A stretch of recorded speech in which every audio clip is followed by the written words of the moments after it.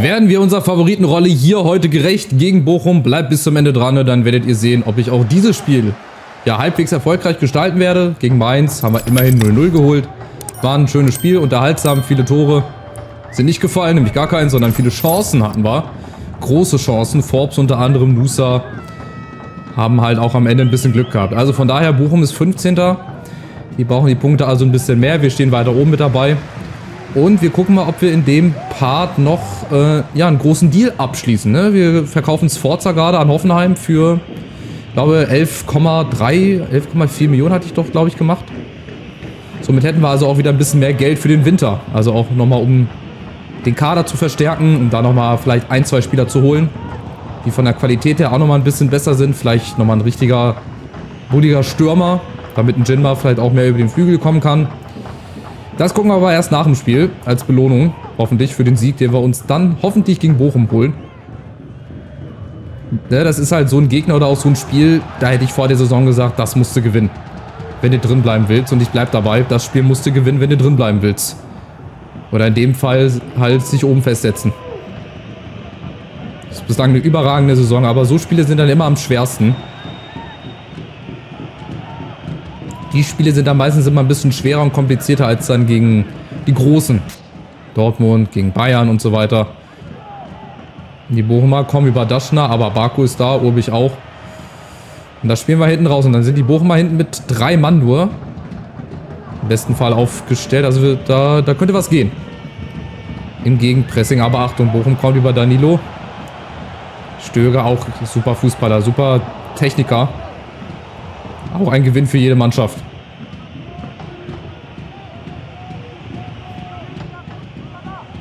So, und schon wieder abgefangen. Also defensiv haben wir uns auch wirklich sehr gut gemacht. Achtung, jetzt Bochum im Pressing. Aber da befreien wir uns natürlich auf ganz altmodische Art. Einfach mal einen langen Ball. So, Nusa jetzt mal 1 gegen 1. Guckt, ihr seht, das funktioniert nicht. Klar, das war jetzt auch gerade blind reingelaufen. Aber selbst wenn ich irgendwie versucht hätte, links oder rechts vorbeizukommen, es wäre nicht gegangen. Es hätte einfach nicht funktioniert.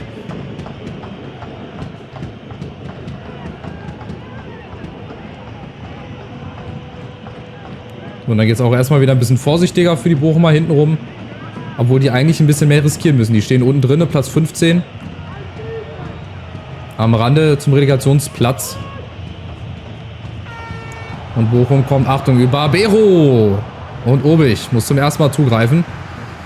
Auch ganz simpel gespielt von den Bochumern. Einfach mal vorne rein in die Spitze. Ja, Forbes, schade.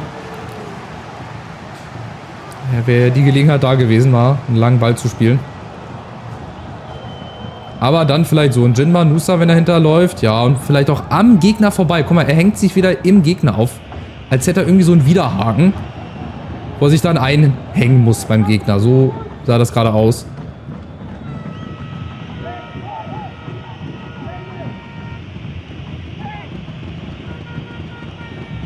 Ja, und die Bochumer auch, ich wollte gerade sagen, ein bisschen riskant hier, der Fehlpass. Mit Ansage, mal gucken, was wir daraus machen können. Forbes, Nusa muss hinterlaufen, er muss früher entweder kreuzen, reingehen oder den Gegner schneller hinterlaufen, dann bekommt er den Ball.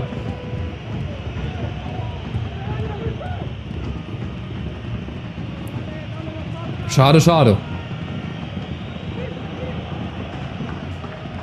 Ja, ist auch wie gegen Mainz ein sehr umkämpftes Spiel, also man kriegt hier nichts geschenkt.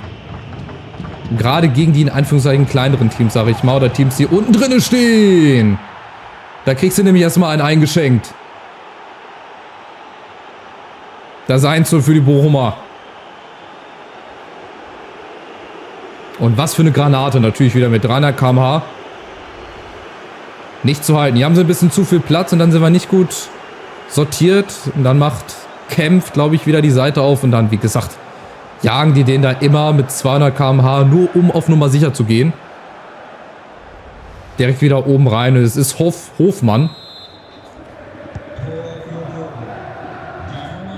Mit seinem 2. Saisontor. Schade, da haben wir ein bisschen sorglos verteidigt leider. Sah nicht gut aus. Und jetzt sind wir vorne gefragt natürlich. Da ist uns bislang auch noch nicht so viel, beziehungsweise überhaupt nichts gelungen. Ne? Ich glaube, hatten wir überhaupt mal einen Schuss aufs Tor.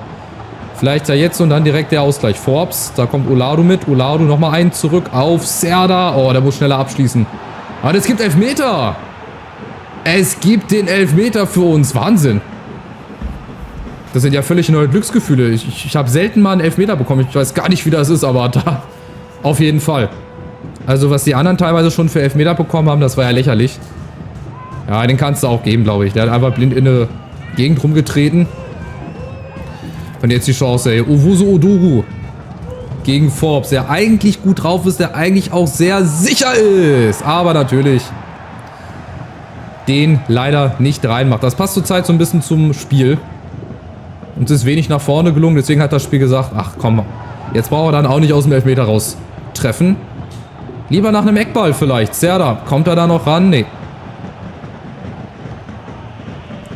Schade, aber auch da wäre es halt so gewesen, egal wer geschossen hätte und egal auch in welcher Ecke, der Keeper hätte den gehalten.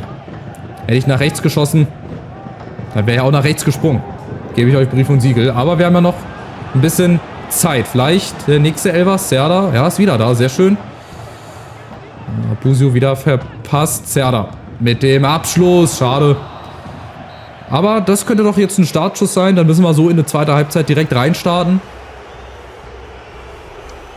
Und uns dann auch mehr Chancen rausspielen. Das ist wie gegen Mainz. Wieder ausgeglichene Schussanzahl. Aber ich möchte mal kurz gucken, wie die spielen. Welche Formation. Die spielen ja Fünferkette. Boah. Da hat halt das 4-2-3-1 gut geholfen immer. Ob ich da mal umstelle. Ich stelle mal um auf 4-2-3-1. Mal gucken. Die haben nämlich sonst auch immer 4-3-3 gespielt, Bochum. Aber anscheinend diese Saison mal ein bisschen was verändert. Wir probieren das jetzt mal im 4-2-3-1. Vielleicht klappt es ja jetzt besser. Gegen Mainz hat das in der Schlussphase nicht so gut funktioniert. Da hat halt vorher das 4-3-3 ein bisschen besser geklappt. Aber Achtung, was nicht ist, kann ja noch werden. Nusa. Und, nimmt dem Keeper den Ball von der Hand. Schlau gemacht. Aber genauso kann es auch weitergehen. Wie gesagt, der Startschuss ist gefallen für eine erfolgreiche zweite Halbzeit. Und wir müssen jetzt natürlich auch. Nächstes Spiel ist dann in Wolfsburg. Mir kommt so vor, als hätten wir erst gegen Wolfsburg gespielt. Klar, mit der Eintracht im Pokal oder in der Liga.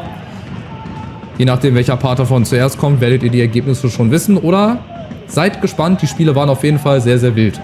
Sehr kurios. Und sehr merkwürdige Szenen, auf jeden Fall.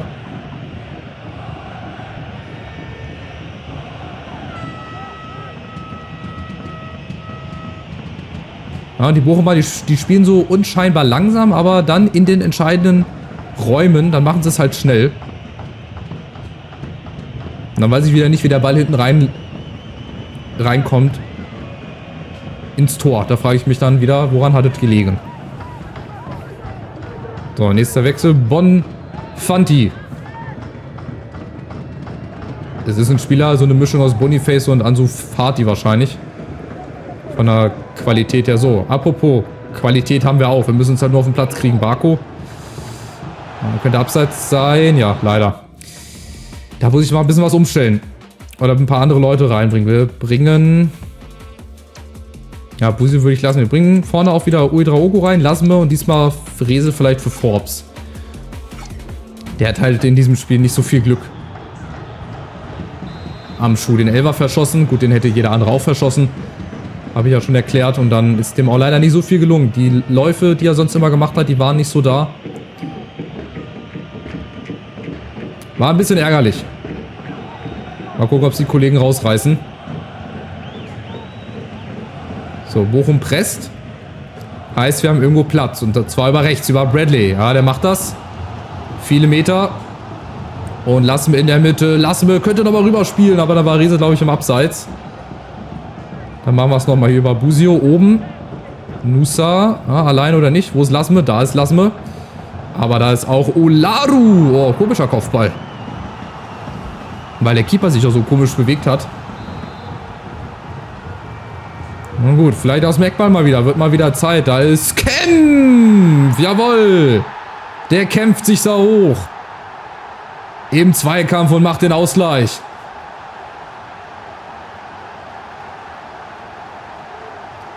Sehr schön. Da hinten die Fans, die sind sogar so euphorisch, die gehen einfach mit den Armen durch die Plexiglasscheibe durch. Durch den Sichtschuss. Schön gemacht. Schöner Zweikampf da, ich glaube, gegen Bernardo. setzt er sich durch und dann lässt er den über die Seite abtropfen. Perfekt. 1-1.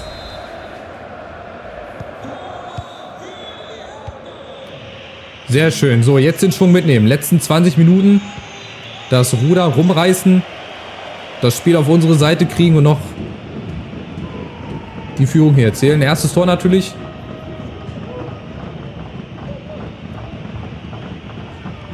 So, und Rehse fängt den Ball ab. So, jetzt ist aber, lass mal alleine. Lassen wir da nicht alleine. Der macht das aber alleine. Rehse. Und wieder gegen Bernardo. Rehse mit dem Schlenzer, aber das ist, glaube ich, nicht seine Spezialdisziplin. Der läuft schnell und ist eher im Strafraum abschlussstark. Ich glaube, mit der Seite irgendwas zu versuchen. Das macht dann vielleicht Ouedraogo später oder Olado oder Busio. Hat das ja gegen die Bayern ganz gut hingekriegt. So, befreien. Rehse, sehr schön. Gut gespielt, Olado. Den greift keiner an. Warum nicht? Olaru, ja. Auch so Weitschüsse, gerne. Ja, Halbzeit 2 geht jetzt völlig an uns. Vollkommen. Aber, oh. Wenn wir natürlich den Gegner auch so einladen zum Tore schießen, dann kann das auch ganz schnell wieder in die andere Richtung gehen. So, Nusa da oben. Hopp, gib Gas. Das war da die ganze Bahn für dich. Jawohl, Nusa in die Lücke. Komm, komm, komm, komm. Der ist schneller. Ah, schade. Aber kann sich da nicht durchsetzen. Noch 13 Minuten mit Nachspielzeit. Vielleicht heute der Lucky Punch mal wieder. Olaru. Nee, aber jetzt auch nicht immer von Weitem schießen. Nur weil das vielleicht 1-2 Mal vielleicht geklappt hat in letzter Zeit.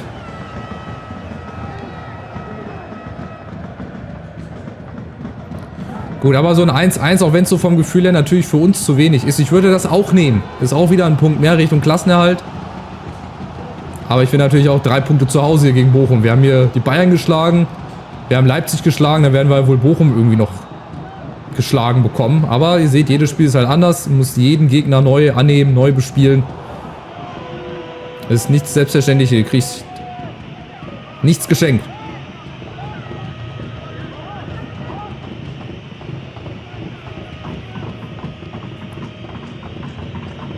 Hier nochmal ein bisschen ins Pressing rein. Ja, Bochumer befreien sich. Aber ihr seht, wir sind da. Und Ouedraogo schickt, lass mir in den Lauf. Das könnte jetzt die Chance sein.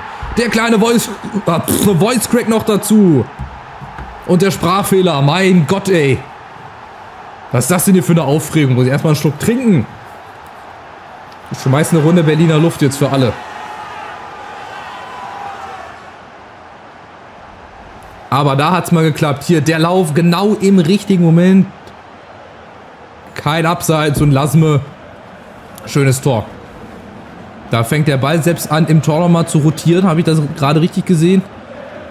Ah, egal. Auf jeden Fall 2-1. Lasme, 6. Tor. Der ist auch gut. Der hat auch eingeschlagen. Und Spiel ist gedreht. Würde also heißen, dass wir oben dran bleiben. Dass wir uns echt nach wie vor in dieser Spitzengruppe festsetzen. Und wenn die anderen sich hier gegenseitig die Punkte nehmen. Frankfurt spielt zum Beispiel auch nur unentschieden bislang. Aber Achtung, ist noch nicht so weit. Noch ist der Sieg nicht unter Dach und Fach. Achtung, Obig. Das wäre mega. Aber Achtung, Bochum kriegt, glaube ich, nochmal eine Chance. Ne, die Chance ist jetzt vorbei. Die Chance ist vorbei, die Nachspielzeit auch und das Spiel auch. Und wir drehen tatsächlich noch das Spiel gegen Bochum. Sehr wild. Fans können feiern. Wir haben die nächsten 3 Punkte. Bochum bleibt unten drin und wir bleiben oben dran. Ihr seht, Frankfurt unentschieden. Die gewinnen halt auch nicht jedes Spiel. Leipzig und Leverkusen dafür, okay. Die erwarte ich halt dann auch da oben. Jetzt Wolfsburg, die sind auch 7. auch oben mit dabei. Aber wir haben ein paar Punkte Vorsprung. Und wir haben wieder ein monatliches Scouting-Update. So, erstmal der Abgang von Sforza, das hat geklappt. 11,3 Millionen. Sofort oder im Winter? Ich glaube im Winter, ne? Preisbewertung natürlich, klar. Sehr guter Deal. Gibt wieder ein paar Millionen mehr bei uns auf dem Konto. Kader fehlt Qualität. Klar, wir haben Serda, der auf der Position Clemens, aber wir haben ja auch noch Busio, wir haben Oladu. Also das kriegen wir schon wieder hin. Gar keine Frage, das kriegen wir hin. Ist er denn jetzt schon verkauft zur nächsten Transferperiode? Also im Winter wird er dann nach Hoffenheim gehen. Und wir gucken mal, ob wir irgendwie doch einen guten bekommen haben. Achso, wir haben gar nicht die finanziellen Mittel dafür. Also selbst wenn hier irgendeiner dabei wäre, wir können den gar nicht holen. Jetzt hoffe ich, dass hier... Oh, der wäre zum Beispiel gut hier. Fabian Ramirez. Aber kann ich nicht die Regler hin und her schieben? Das geht nicht, ne? Scheiße. Na, ich lasse die nochmal. Ich muss sie ja nicht löschen.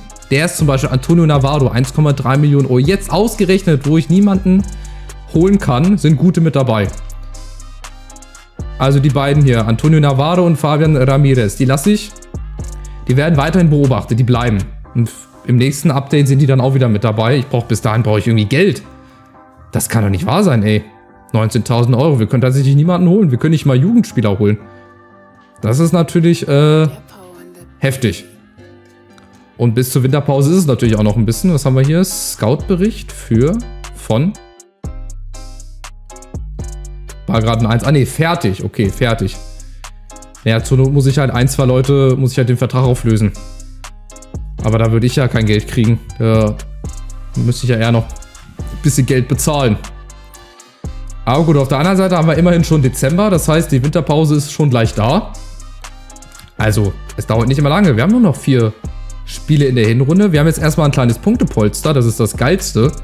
Auf Frankfurt 4 Punkte. Nach oben hin ist es auch nicht mehr weit. Gladbach, Dortmund, Leverkusen, Bayern. Jeweils nur 2 Punkte, 1 Punkt Unterschied.